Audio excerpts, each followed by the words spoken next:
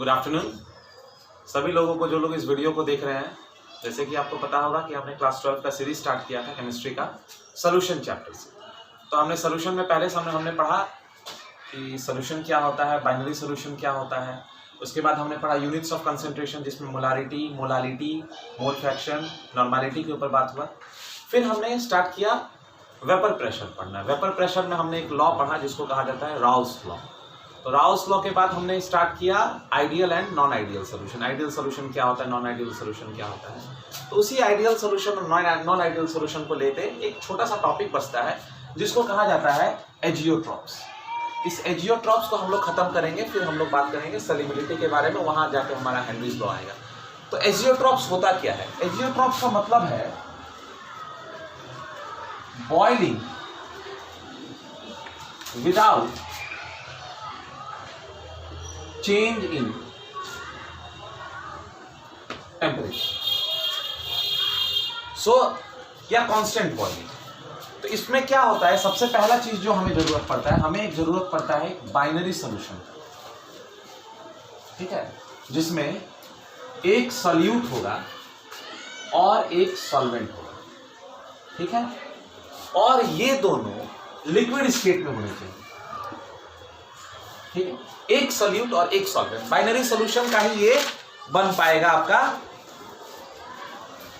और यह बात है, सिर्फ सॉल्यूट और सॉल्वेंट लेने से नहीं होगा, इन दोनों का फिक्स कॉम्पोजिशन होना भी जरूरी है। Fix composition of solute and solvent, solute and solvent भी फिक्स होना चाहिए। तीसरा, when you boil them they boil at constant temperature. ये तीनों को मिला के आप अपना एजियोट्रॉप का डेफिनेशन लिख सकते हैं। एजियोट्रॉप कहिए या फिर कांस्टेंट बॉइलिंग मिक्सचर कहिए। आपको करना है, पहले आपको एक बाइनरी सॉल्यूशन लेनी है जिसमें एक सॉल्यूट होगा, एक सॉल्वेंट होगा, दोनों लिक्विड फेज में होंगे और उनका फिक्स कॉम्पोजिशन आपको लेना पड़ेगा। कॉम्पोजिशन उनका फिक्स होना चाहिए, मतलब आप कॉम्पोजिशन को वैरी नहीं कर सकते हैं सॉल्यूट और सॉल्वेंट का। और उनको जब आपको बॉईल करना है तो आपको उसको फिक्स टेम्परेचर पे बॉईल करना पड़ेगा। और चौथा पॉइंट ये है कि फ्रैक्शनल डिस्टिलेशन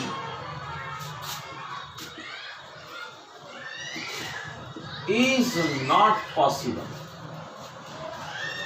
मतलब जो आपका सॉल्यूट और सॉल्वेंट है उसका फ्रैक्शनल डिस्टिलेशन नहीं हो सकता है। अब देखिए, फ्रैक्शनल डिस्टिलेशन है क्या, ये तो बाद में जानेंगे। फ्रैक्शनल डिस्टिलेशन क्यों नहीं हो सकता है? Fractional distillation is not possible because इसका नाम हम लोग दे देते हैं ए और इसका नाम हम लोग दे देते हैं B. So mole fraction of A in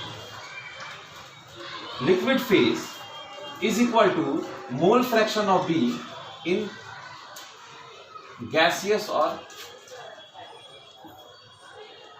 vapour phase. या तो mole fraction of B is in liquid phase is equal to mole fraction in vapour phase. ये दोनों मोल फ्रैक्शन है, एक्स ए और Y A, they both are mole fraction.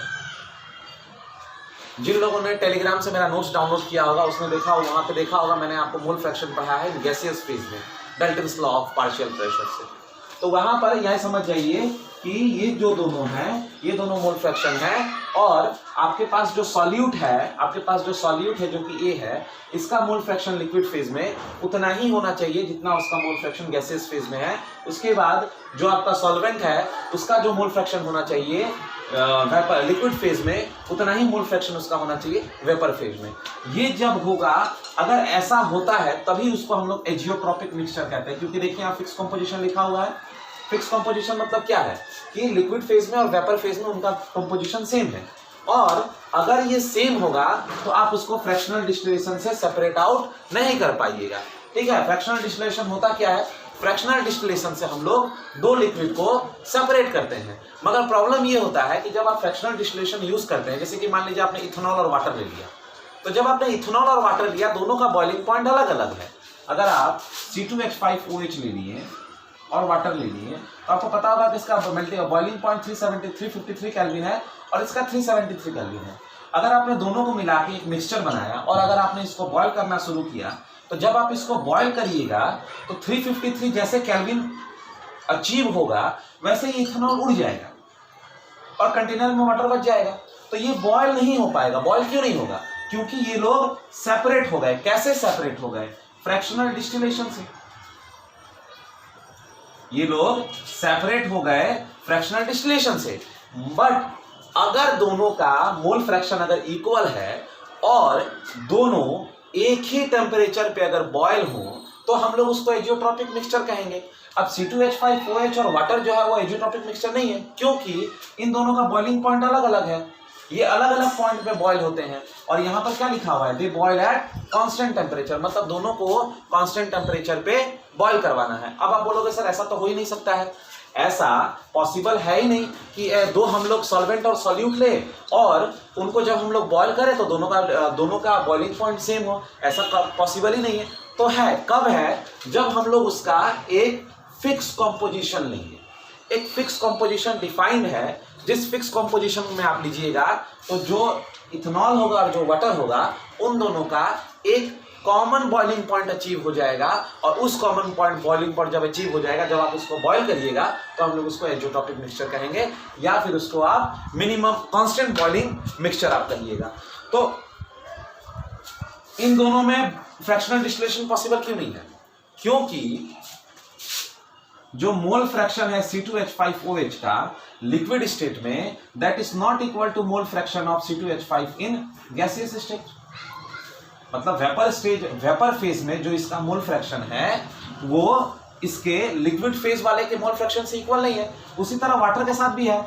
Water का जो मोल fraction है, X मतलब मोल फ्रैक्शन इन liquid state और Y का मतलब है vapour mole fraction in vapour phase, तो ये भी इक्वल नहीं है। ये दोनों इक्वल होता तब ना ये फ्रैक्शनल डिस्टिलेशन से नहीं होता। तो ये फ्रैक्शनल डिस्टिलेशन से क्यों हो रहा है? क्योंकि इन दोनों का लिक्विड और वेपर फेज में जो मोल फ्रैक्शन है वो अलग अलग है, इसलिए ये लोग फ्रैक्शनल डिस्टिलेशन से सेपरेट हो जाते हैं। और एजियोट्रॉपिक मिक्सचर्स क्यों नहीं होते हैं? क्योंकि एजियोट्रॉपिक मिक्सचर्स नहीं होने का कारण है क्योंकि एजियोट्रॉपिक मिक्सचर तभी बनेगा जब उनका लिक्विड फेज में और वेपर फेज में जो मोल फ्रैक्शन है वो इक्वल हो, और अगर दोनों इक्वल होगा तो वो फ्रैक्शनल डिस्टिलेशन से सेपरेट आउट नहीं हो सकता है। अब देखिए, जो एजियोट्रॉपिक मिक्सचर होता है ना, ये बेसिकली दो टाइप में डिवाइडेड होता है। एक होता है minimum boiling point azeotropic mixture और दूसरा होता है maximum boiling point azeotropic mixture. ठीक है। अब minimum boiling point azeotropic mixture का एग्जांपल है 95% C2H5OH इन एक्वस फेज। मतलब अगर आप 95% C2H5OH इन एक्वस स्टेट में लेंगे पानी के साथ, 5% वाटर होगा, 95% इथेनॉल होगा, तो जाके आपका बनेगा वो minimum boiling point azeotropic mixture. इसको आप ये भी कह सकते हैं पॉजिटिवली, अगर आपको याद होगा, positively deviated non ideal solution. और एक आता है 68% HNO3 nitric acid in aqueous state, इसको हम लोग कहते हैं negatively deviated non ideal solution. अब यहाँ एक बहुत बड़ा कंफ्यूजन क्रिएट हो जाता है बहुत लोगों के दिमाग में कि ये कैसे हो गया, मतलब पॉजिटिवली डेविएटेड, नेगेटिवली डेविएटेड, ये सब क्या कहानी चल रहा है। तब देखिए होता क्या है, जैसे कि मान लीजिए कि मैं अगर ग्राफ बनाऊं वेपर प्रेशर और मोल फ्रैक्शन, ठीक है, तो आपको भी पता है कि वेपर प्रेशर और मोल फ्रैक्शन का ग्राफ कैसे बनता है, कुछ इस तरह का बनता है। ठीक है, शुरुआत में आपके पास क्या है, शुरुआत में आपके पास वाटर 0 है और आपके पास क्या है C2H5OH जो है 1 है। धीरे धीरे करके वाटर 1 हो गया, वाटर का मोल फ्रैक्शन, और C2H5OH का मोल फ्रैक्शन 0 हो गया। अब जबकि ये पॉजिटिवली डेविएटेड है तो क्या होगा, इसका ग्राफ कुछ ऊपर से ऐसे जाएगा, कुछ ऐसे जाएगा ग्राफ, है ना, कुछ ये ग्राफ पॉजिटिवली डेविएट करते जाएगा, इस तरह से जाएगा। ठीक है ना। अब देखिए क्या होगा, ये एक टाइम में अपना मैक्सिमम वेपर प्रेशर अचीव कर लेगा इस पॉइंट पे, ये वाले पॉइंट। यही वाला वो पॉइंट है जहां पर 95% C2H5OH जो है वो एक्वस फेज में है और 5% वाटर है। मतलब यहां से जब आप यहां बढ़ना शुरू किए तो धीरे धीरे क्या कर रहा है, वाटर बढ़ रहा है और इथेनॉल घट रहा है। यहाँ पर इथेनॉल 100% था, 1 था, यहाँ पर 0 हो गया। तो ये वाले पॉइंट में जहां पर 95% है वहां पर देखिए वेपर प्रेशर जो है वो मैक्सिमम दिखा दिया।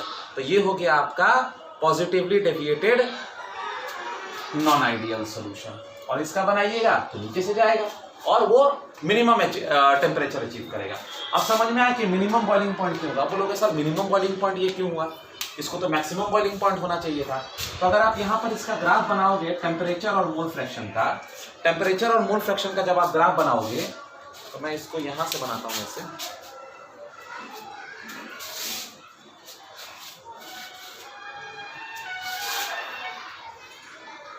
टेम्परेचर और मोल फ्रैक्शन का जब आप ग्राफ बनाओगे तो इसी पॉइंट को जब मैं नीचे लाऊंगा, अब देखो आपका जो C2H5OH है उसका इतना टेम्परेचर पे बॉईल करेगा और वाटर जो है वो इस टेम्परेचर पे बॉईल करेगा। आपको पता है क्योंकि वाटर ज्यादा टेम्परेचर पे बॉईल करता है। तो इसका ग्राफ कैसे बनेगा, इसका ग्राफ आपका बनता कि ये वाला पॉइंट अगर हम लोग ले लें तो यहां से ये चीज डिक्रीज करेगा, उसके बाद ये इंक्रीज कर जाएगा। पहले ये डिक्रीज करेगा और फिर यहां से जाके ये इंक्रीज करेगा। तो ये वाला जो टेम्परेचर है ना, ये वाला जो पॉइंट है, ये वाला जो टेम्परेचर, इस वाले टेम्परेचर को ही कहा जाता है मिनिमम बॉइलिंग पॉइंट। क्यों मिनिमम बॉइलिंग पॉइंट कहा जाता है, क्योंकि इस टेम्परेचर पे, इस वाले टेम्परेचर पे इथेनॉल बॉयल होता है, ये वाले टेम्परेचर पे, और इस पे वाटर बॉयल होता। अब हमें क्या करना था, इन दोनों को एक ऐसे जगह पर ले जाना था, मतलब इन दोनों का एक ऐसा मिक्सचर बनाना था ताकि ये एक ही टेम्परेचर पे बॉयल हो जाए। अब दोनों का क्या तरीका है एक ही टेम्परेचर पे लाने का, तो हमें इनका एक परफेक्टली फिक्स कॉम्पोजिशन वाला सॉल्यूशन बनाना है। तो ये फिक्स कॉम्पोजिशन वाला सॉल्यूशन क्या है, 95% C2H5OH। तो 95% C2H5OH लीजिएगा, 5% वाटर लीजिएगा, तो क्या होगा कि जो उसका बॉइलिंग पॉइंट है वो इथेनॉल से भी डिक्रीज कर जाएगा। मतलब इथेनॉल जो आपका है वो 353 केल्विन पे बॉयल होता है और वाटर जो है वो 373 केल्विन पे बॉयल होता है। तो कहीं इसका बॉइलिंग पॉइंट जो है वो 343 केल्विन के आसपास आ जाएगा। प्रैक्टिकल वैल्यू है, इसको मतलब वो मैच मत करने लगना है, बस ऐसे ही मैं बता रहा हूं। तो पहले क्या हो रहा था, अगर आपने ऐसा सॉल्यूशन नहीं बनाते, आप डायरेक्टली इथेनॉल लेते और वाटर लेते और बॉयल करना शुरू कर देते, तो क्या होता है, पहले इथेनॉल बॉयल कर जाता, वाटर बच जाता। अब आपने क्या किया, पहले टेम्परेचर अटेंड करने के लिए नहीं रुका, आपने कंपोजिशन बना दिया इसका, और कंपोजिशन बनाने के साथ साथ आपने क्या किया, उसका फिक्स कंपोजिशन लेके ऐसा किया कि वो उसके कम ही टेम्परेचर पे बॉयल हो जाए, इसलिए मिनिमम बॉइलिंग टेम्परेचर। और जब नाइट्रिक एसिड के साथ आप देखिएगा तो पॉजिटिवली डेविएटेड आपका दिखा देगा, नेगेटिवली डेविएटेड और नॉन आइडियल सॉल्यूशन है, और इसका जो टेम्परेचर, जो बॉइलिंग पॉइंट है वो इसका बढ़ जाएगा। इतना ही आपको एजियोट्रॉप में जानना है। एजियोट्रॉप का मतलब है बॉयल करना किसी भी मिक्सचर को एक फिक्स कंपोजिशन पे एट अ कांस्टेंट टेम्परेचर, इसी को कहा जाता है एजियोट्रॉप। अब आते हैं हम लोग सॉल्युबिलिटी की तरफ। सॉल्युबिलिटी क्या होता है, सॉल्युबिलिटी कुछ नहीं होता है। सॉल्युबिलिटी का मतलब है कि आपके पास अगर सॉल्यूट है, कितना सॉल्यूट एक सॉल्वेंट में डिसॉल्व हो जाए पर लीटर सॉल्यूशन, मतलब 1 लीटर सॉल्वेंट में कितना सॉल्यूट आप डिसॉल्व कर सकते हो एट अ फिक्स टेम्परेचर। और एक बात आपको याद रखना है कि वो सैचुरेटेड होना चाहिए, मतलब और ज्यादा उसमें आप सॉल्यूट ऐड ना कर पाओ, मतलब that is the maximum solute that can be added in a solution so that it is completely soluble and the solution attains saturation. Saturated solution मतलब और सॉल्यूट उसमें ऐड किया नहीं जा सकता है। और यहाँ एक चीज आपको देखना है, टेम्परेचर और प्रेशर का खेल है, तो टेम्परेचर और प्रेशर को आपको मेंटेन रखना है। तो चलिए डिफाइन करते हैं इसको, सॉल्युबिलिटी को। Amount of solute in gram dissolved in unit volume, dissolved in unit volume of a particular solvent। अब यहां पर मैं particular solvent क्यों कह रहा हूं, क्योंकि मान लीजिए आपने कोई सॉल्यूट लिया है, तो सॉल्यूट का अलग अलग सॉल्वेंट में अलग अलग सॉल्युबिलिटी होगा, तो इसलिए डिपेंड करता है कि आप कैसा सॉल्यूट ले रहे हैं। आप मान लो कि आपने सॉल्यूट ले लिया पोलर और सॉल्वेंट आपने ले लिया नॉन पोलर, तो सॉल्युबिलिटी नहीं होगी। तो ये सब चीजें भी आपको देखनी है in at a particular of a particular solvent to form saturation, to form saturated solution, to form saturated solution under given temperature and pressure, under given temperature and pressure। क्या है भाई इसका डेफिनेशन? कि आपने मान लीजिए 1 लीटर सॉल्वेंट ले लिया, ठीक है, आपको इसमें क्या डालना है? आपको इसमें सॉल्यूट डालना है। तो इस सॉल्वेंट का सॉल्युबिलिटी क्या है? ये सॉल्यूट कितना इसमें सॉल्युबल हो सकता है, ये डिपेंड करता है कि आपका सॉल्यूट कैसा है और आपका सॉल्वेंट कैसा है। मतलब अमाउंट ऑफ सॉल्यूट और amount of substance which can be dissolved in unit volume of a particular solvent। particular solvent का मतलब है हर solvent अलग अलग solubility दिखाता है to form saturated solution under given pressure and temperature। इसका यूनिट क्या होगा? यूनिट ऑफ solubility का क्या होगा? इसका यूनिट क्या होगा भाई? तो आप बोलोगे ग्राम पर लीटर, है ना, कोई बोलेगा मोल पर लीटर। मगर देखिए यहां पर आपको एक नया चीज दिखाना है जो कि हम लोग बात करेंगे in terms of mole fraction. मतलब कितना number of moles of solute आप उस सॉल्वेंट में डिसॉल्व कर पाते हैं। 10 मोल, 20 मोल, 30 मोल, 40 मोल, 50 मोल, कितना number of mole of that substance. या फिर हम लोग ज्यादातर बात गैस के करेंगे, सॉलिड और लिक्विड के बारे में उतना गैस नहीं करेंगे, बात नहीं करेंगे, हम लोग जनरली गैस के ऊपर डिस्कशन करेंगे। तो कितना हो सकता है।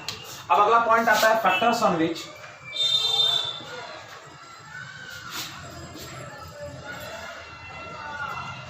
solubility depends। What are the factors on which solubility depends? तो देखिए पहला solubility डिपेंड करता है nature of solute and solvent. पहला होता है nature of solute and solvent, मतलब आपका नेचर कैसा है सॉल्यूट एंड सॉल्वेंट का। यहां पर मैं बात कर रहा हूं पोलर एंड नॉन पोलर का। आपने पढ़ा होगा लाइक्स डिसॉल्व्स इन लाइक। मतलब मान लीजिए कि आपने सॉल्यूट ले लिया है H2, सॉल्वेंट ले लिया है NaCl, बहुत बढ़िया से डिसॉल्व हो जाएगा। आपने सॉल्यूट ले लिया है बेंजीन सॉल्वेंट, और सॉल्यूट की जगह पे आपने ले लिया है CCl4, ये भी हो जाएगा क्योंकि ये भी पोलर है, ये भी पोलर है, पोलर डिसॉल्व करता है पोलर में। ये नॉन पोलर है, नॉन पोलर है, दोनों डिसॉल्व कर जाएगा। मगर वही अगर आप NaCl बेंजीन में ले लीजिएगा तो डिसॉल्व करेगा नहीं करेगा। इसीलिए nature of solute and solvent भी बहुत ज्यादा इंपॉर्टेंट है। उसके बाद अगला जो चीज आता है, अगला है आपका टेम्परेचर। अगला फैक्टर है दैट इज टेम्परेचर। अब टेम्परेचर का मतलब क्या है? टेम्परेचर का मतलब है कि अगर एंडोथर्मिक रिएक्शन है, ये आपको चेक करना है, या फिर एक्सोथर्मिक रिएक्शन है। एंडोथर्मिक रिएक्शन है या फिर एक्सोथर्मिक रिएक्शन है। अगर एंडोथर्मिक रिएक्शन है तो टेम्परेचर बढ़ जाएगा, टेम्परेचर बढ़ जाएगा, और अगर टेम्परेचर बढ़ जाएगा तो सॉल्युबिलिटी जो है वो डिक्रीज कर जाएगा। ठीक है, सॉरी एंडोथर्मिक है तो टेम्परेचर डिक्रीज करेगा, और इसमें टेम्परेचर क्या होगा? एक्सोथर्मिक में टेम्परेचर बढ़ जाएगा तो सॉल्युबिलिटी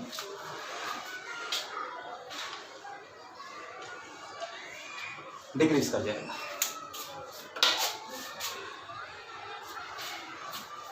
ये चीज आपको देखना है ले चैटलियर्स प्रिंसिपल से। Low temperature and high pressure are the favourable condition for any reaction to take place. तो अगर आपका टेम्परेचर बढ़ जाता है तो आपका सॉल्युबिलिटी जो है वो डिक्रीज कर जाएगा। अब जैसे कि देखिए एंडोथर्मिक, एंडोथर्मिक में क्या होता है? एंडोथर्मिक में उसको हीट चाहिए, सॉरी उसको बढ़ा देते हैं। एंडोथर्मिक में हीट चाहिए। अगर वो रिएक्शन एंडोथर्मिक है मतलब वो हीट मांग रहा है, आपने उसको हीट दे दिया।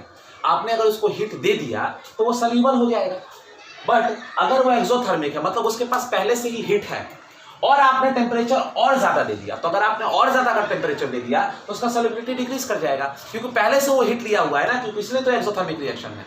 तो यही सब कंडीशंस हैं, मतलब यहां से ये पता चलता है कि रिएक्शन के ऊपर डिपेंड करता है कि रिएक्शन कैसा है। अगर एंडोथर्मिक है तो टेम्परेचर बढ़ाओगे तो सॉल्युबिलिटी बढ़ेगा, और अगर एक्सोथर्मिक है तो टेम्परेचर बढ़ाओगे तो सॉल्युबिलिटी जो है वो डिक्रीज कर जाएगा। तो इसका खेल है। अब तीसरा जो इंपॉर्टेंट फैक्टर है वो है प्रेशर। तीसरा जो इंपॉर्टेंट फैक्टर है वो है प्रेशर। यहां पर थर्ड फैक्टर प्रेशर क्या करता है भाई? अब देखिए प्रेशर, अब प्रेशर क्या करता है? अब प्रेशर जो है, आप प्रेशर चेंज करते हो तो देखिए, अगर आपने सॉलिड सॉल्यूट लिया है या फिर लिक्विड सॉल्यूट लिया है तो इसके ऊपर हमारा ज्यादा डिस्कशन नहीं होगा। क्यों नहीं होगा? क्योंकि ये पहले से कंप्रेस्ड है, इनके साथ ज्यादा खिलवाड़ नहीं किया जा सकता है। जैसे कि मान लीजिए आपके पास सॉलिड सॉल्यूट है या लिक्विड सॉल्यूट है, तो उनका एक डेफिनेट शेप है।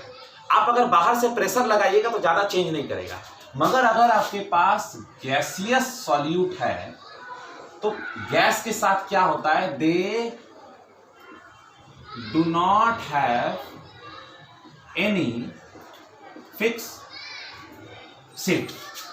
तो जब आप प्रेशर लगाते हो, एक्सटर्नली प्रेशर लगाते हो, तो यहां पर कंप्रेशन होता है और यहां पर नो कंप्रेशन। अब बहुत लोग बोलेंगे कि सर सॉलिड लिक्विड का भी तो कोई शेप नहीं होता है, मगर लिक्विड का शेप नहीं होता है, मगर फिर भी उसमें इंटरमॉलिक्यूलर फोर्सेस ऑफ अट्रैक्शन है, मगर गैस में तो एकदम ही नहीं है। तो इससे क्या होगा? प्रेशर एक बहुत इंपॉर्टेंट रोल प्ले करेगा यहां पर, जिसके लिए हम लोग अब आगे का डिस्कशन करेंगे, जिसको कहा जाता है हेनरीज लॉ। अब देखिए हेनरीज लॉ किसके लिए है? हेनरीज लॉ जो है, हेनरीज लॉ जो है ये गैसियस सॉल्यूट के लिए है। मतलब आपने क्या किया? एक गैसियस सॉल्यूट लेके एक लिक्विड सॉल्वेंट में डाल दिया। सॉलिड सॉल्यूट और लिक्विड सॉल्यूट का बात नहीं है, तो नॉर्मल सा डिस्कशन है। सॉलिड हमने पढ़ा है वोलेटाइल का, वेपर प्रेशर में हमने पढ़ा है, जहां पे हम लोगों को राउस लॉ आया था, जब हमने सॉलिड को लिक्विड में डाला था, लिक्विड को लिक्विड में डाला था, मगर हमने गैस को लिक्विड में नहीं डाला। सॉलिड को लिक्विड में डाला था और लिक्विड को लिक्विड में डाला था, जहां से राउस को जनरेट हुआ था। यहां पर हम लोग गैस को सॉलिड लिक्विड में डालेंगे, जो कि हेनरीज लॉ को जन्म देता है। और यहां से हमारा डिस्कशन होगा कि हेनरीज लॉ क्या बोलता है। चलिए देखिए हेनरीज लॉ क्या है।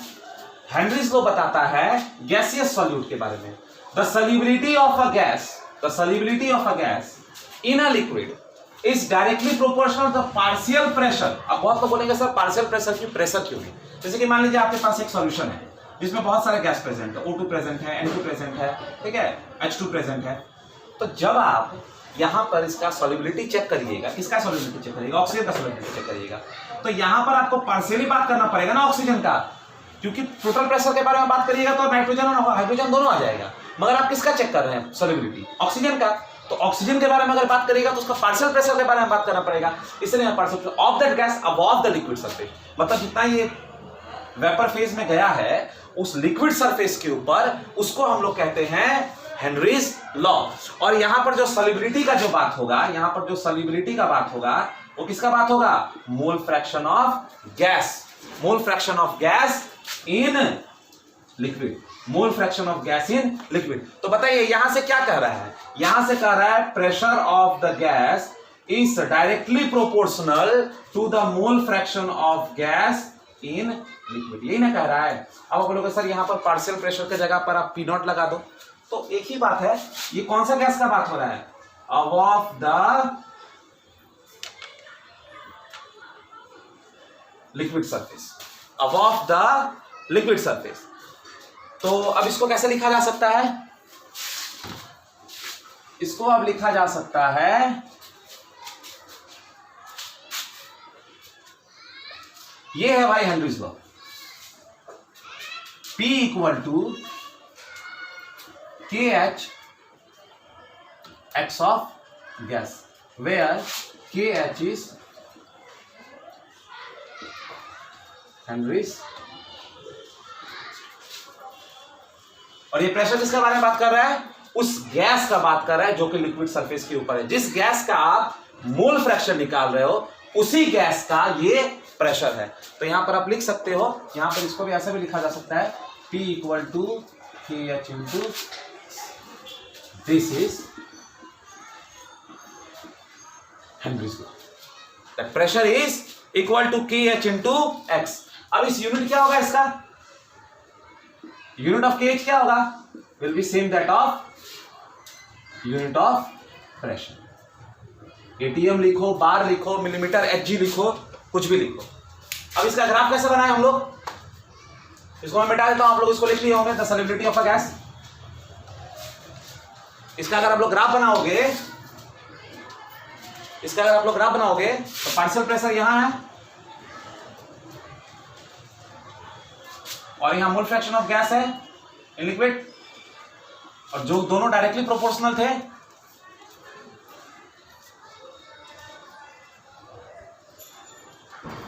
तो ग्राफ जो होगा वो स्ट्रेट लाइन होगा। यहाँ थीटा ले लो, ये tan थीटा हो जाएगा। That is equal to slope and that will be equal to P by mole fraction of gas. अब देखिए यहां एक लिख लीजिएगा स्टार मार्क डाल के, KH depends upon the nature of solvent in gas, that is KH जो है वो अलग अलग सॉल्वेंट के लिए अलग अलग वैल्यू देगा। ये पार्शियल प्रेशर है, ये गैस है, ये मोल फ्रैक्शन है गैस का। क्या कह रहा था हेनरीज लॉ कि जो प्रेशर है उस गैस का that is directly proportional to the mole fraction of the gas in liquid state. ठीक है, तो P equal to KH X हो गया, PH X हो गया। ये जो KH है वो हेनरीज कांस्टेंट है, हेनरीज लॉ इसी को कहते हैं P equal to KH X, mole fraction of the gas, ये pressure of the gas, mole fraction of the gas, pressure of the gas. And unit क्या होगा इसका? ये होगा, ये इसका ग्राफ हो गया, ये इसका स्लोप हो गया, बहुत हलवा सा कभी कभी क्वेश्चन पूछ देता है। अब ये KH हो गया, तो KH क्या है? KH डिपेंड करता है कि आपका सॉल्वेंट का नेचर क्या है। अब देखिए इसके ऊपर एक बड़ा हलवा सा पॉइंट आता है, इसके ऊपर एक बहुत अच्छा सा पॉइंट आता है, वो क्या है? जैसे कि मान लीजिए हमने एक एक्सपेरिमेंट किया। हमने क्या एक्सपेरिमेंट किया? हमने क्या किया? KH for different gases, for different gases in H2O at 20 degree Celsius. तो KH ले लिया गया और गैस ले लिया गया। तो मान लीजिए गैस एक O2 था, एक H2 था, O2 था, H2 था और हीलियम था। ठीक है, इसका जब सॉल्युबिलिटी देखा गया तो O2 का 35 था, H2 का 75 था और हीलियम का 140 था। ठीक है, अब यहां देखिए ये जो था ये तुम्हारा के बारे में।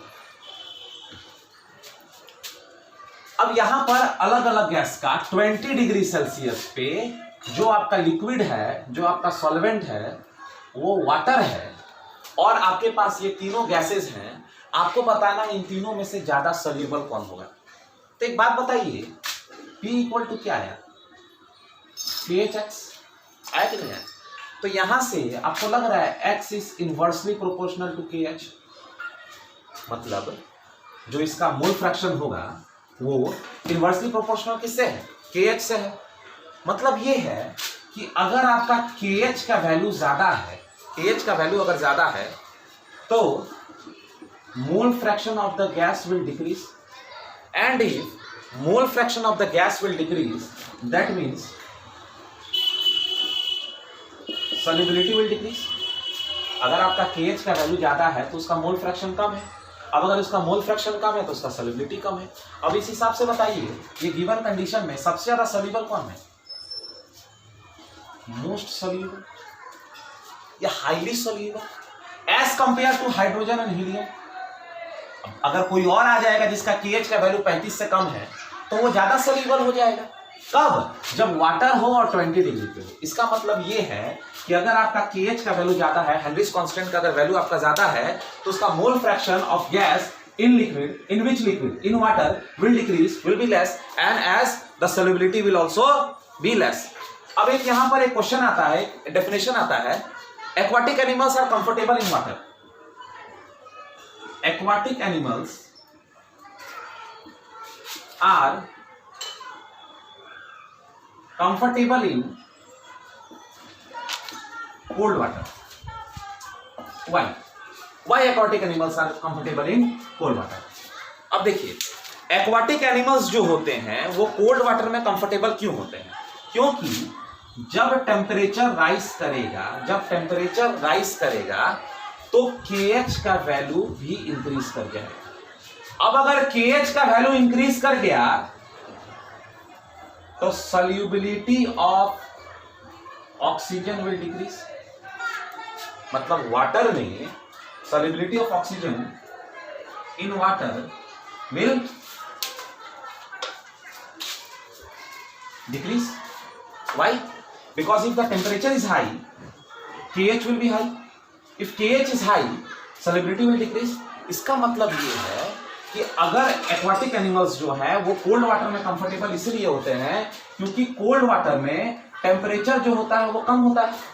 अब अगर टेम्परेचर कम है, इसका मतलब डायरेक्टली क्या है? सॉल्युबिलिटी ज्यादा है। तो अगर सॉल्युबिलिटी अगर ज्यादा है तो सॉल्युबिलिटी ज्यादा से क्या होगा? ज्यादा ऑक्सीजन वाटर में डिसॉल्व होगा, तो उन एक्वाटिक एनिमल्स को ज्यादा ऑक्सीजन मिलेगा, तो इससे क्या होगा? वो ज्यादा कंफर्टेबल हो जाते हैं as compare to hot water. अब यहां पर हमें एक और चीज लिखना है, and that is limitation of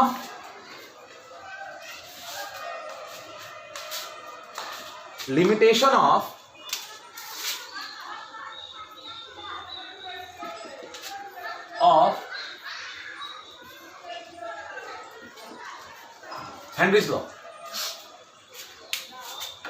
limitation of, इसके कुछ लिमिटेशंस हैं हेनरीज लॉ के। हेनरीज लॉ की लिमिटेशन ये है कि अगर हेनरीज लॉ को आपको वैलिड रखना है तो आपको प्रेशर को लो रखना पड़ेगा, क्योंकि अगर प्रेशर अगर आप हाई करिएगा तो प्रेशर हाई से क्या होगा? आपका जो लॉ है वो इनवैलिड हो जाएगा। दूसरा, टेम्परेचर इज मॉडरेट। टेम्परेचर को ज्यादा ही ना ही ज्यादा कम रखना है, ना ही टेम्परेचर को बहुत ज्यादा बढ़ा देना है। तीसरा, जो गैस आप ले रहे हैं वो ज्यादा सॉल्यूबल ना हो, क्योंकि अगर वो ज्यादा सॉल्यूबल हो जाएगा तो फिर आपको वहां पर जो वेपर प्रेशर है, जो प्रेशर है, उसके बारे में आपको डिस्कशन करना डिफिकल्ट हो जाएगा। तो ये 3 फैक्टर्स है, और भी बहुत सारे फैक्टर्स है जिसके बारे में हमें डिस्कशन नहीं करना है। उसके बाद इसका एप्लीकेशन क्या है? एप्लीकेशन ऑफ हेनरीज लॉ क्या है? What is the application of Henry's law? तो देखिए, पहला एप्लीकेशन जो है आपका, पहला एप्लीकेशन है सोडा बोतल। सोडा बोतल फिजल्स व्हेन ओपन। आपका जो सोडा का जो बोतल होता है, जब टाइटली पैक्ड होता है, कार्बोनेटेड जो होता है, उसमें अंदर CO2 होता है, और जो बोतल होता है वो हाई प्रेशर से पैक किया जाता है। मतलब बहुत ज्यादा हाई प्रेशर से उसको पैक किया जाता है। जब आप अचानक से उस बोतल को खोलते हैं तो क्या होता है? सडनली CO2 बाहर निकलता है। अब सडनली CO2 बाहर क्यों निकलता है? क्योंकि जैसे ही आप उसको ओपन करते हैं, उसका प्रेशर जो है वो डिक्रीज कर जाता है, और जैसे ही प्रेशर डिक्रीज करता है वो उसका सॉल्युबिलिटी भी जो है वो डिक्रीज कर जाता है। Solubility decrease. जैसे ही आप उसको ओपन करते हैं, खोलते हैं, उस ढक्कन को खोलते हैं, तो अचानक से ऊपर नहीं फेंकता है। कार्बोनेटेड ड्रिंक जो होता है, कोका कोला, पेप्सी, ओपन करते हैं तो प्रेशर उसका डिक्रीज हो जाता है, प्रेशर घट जाता है। जिस प्रेशर से आपने उसको बंद किया था वो प्रेशर घट जाता है, तो सॉल्युबिलिटी भी जो है वो डिक्रीज कर जाता है। इसका दूसरा जो एप्लीकेशन है वो ये है एनॉक्सिया। एनॉक्सिया एक बीमारी है या mental confusion at high altitude. इसको कहा जाता है mental confusion at high altitude. मतलब ऊंचाई पे जाने पे लोगों को मेंटल कंफ्यूजन होना शुरू हो जाता है। ऐसा क्यों होता है? ऐसा इसलिए होता है कि जब आदमी हाई एल्टीट्यूड पे जाता है, जब आदमी हाई एल्टीट्यूड पे जाता है तो प्रेशर डिक्रीज कर जाता है। तो जब प्रेशर डिक्रीज कर जाता है तो solubility of oxygen in the blood decreases. मतलब जो ऑक्सीजन का जो सॉल्युबिलिटी है ब्लड में वो डिक्रीज कर जाता है। क्यों? क्योंकि हाई एल्टीट्यूड पे प्रेशर डिक्रीज कर जाता है। तो प्रेशर डिक्रीज करता है तो सॉल्युबिलिटी डिक्रीज करता है। इसीलिए बहुत लोगों को मेंटल कंफ्यूजन होने लगता है, क्योंकि लेस ऑक्सीजन डिसॉल्व होता है हमारे ब्लड में। तो ये सब कुछ चीजें थी हेनरीज लॉ के। एक और चीज आप कर सकते हो, एज अ होमवर्क लिख सकते हो कि Raoult's law as a special case of Henry's law. इसको आप होमवर्क बना लो। राउस लॉ जो है वो हेनरीज लॉ का एक स्पेशल केस है। हेनरीज लॉ में हमने क्या लिखा? हेनरीज लॉ में हमने लिखा P = KH × X of gas. और वहां क्या लिखते थे राउस लॉ में? ये तो हेनरीज लॉ है। राउस लॉ में क्या लिखते थे? राउस लॉ में लिखते थे pressure of gas is equal to partial pressure into mole fraction. Pressure of the gas और the liquid of the solution is partial pressure into mole fraction. तो देखिए यहां भी मोल फ्रैक्शन है, यहां भी मोल फ्रैक्शन है, यहां भी प्रेशर है, यहां भी प्रेशर है। यहां से क्या दिखाई दे रहा है कि जो हेनरीज कांस्टेंट है that is equal to the partial pressure of the given gas, या partial pressure vapour pressure of the partial vapour pressure of the pure solvent. तो ये आपका कुछ इंपॉर्टेंट है, इसको आप अच्छे से देख लीजिएगा। अगर नहीं समझ में आएगा तो कमेंट सेक्शन में बताइएगा। Raoult's law as a special case of Henry's law. आज हमने जितना भी डिस्कशन किया, पहले हमने एजियोट्रॉप्स के बारे में डिस्कशन किया। इसके न्यूमेरिकल्स में अगले क्लास में करवाऊंगा, ठीक है। इसके मैं न्यूमेरिकल्स अगले क्लास में करवाऊंगा। और मैंने टेलीग्राम में कुछ न्यूमेरिकल्स दिया था और कुछ क्वेश्चंस दिया था, तो क्वेश्चंस का डिस्कशन होगा अगले क्लास में। तो अगला क्लास में आपको मैं थ्योरी कुछ नहीं पढ़ाऊंगा, इन सब चीजों का डिस्कशन करूंगा। एक क्लास लगेगा इसको करने में, और उसके अगले क्लास में हम लोग इस चैप्टर का क्वालिटेटिव प्रॉपर्टी शुरू कर देंगे, जिसमें मुझे 3 से 4 दिन लगेगा। तो एक चीज याद रखिएगा कि आज हमने पढ़ा एजियोट्रॉप्स। एजियोट्रॉप्स का मतलब होता है ऐसा मिक्सचर जिसमें एक सॉल्यूट है, एक सॉल्वेंट हो, उसको फिक्स टेम्परेचर पे बॉईल करना है और उसका फिक्स कंपोजिशन रखना है। फिर हमने पढ़ा कि minimum boiling point azeotropic mixture, maximum boiling point azeotropic mixture.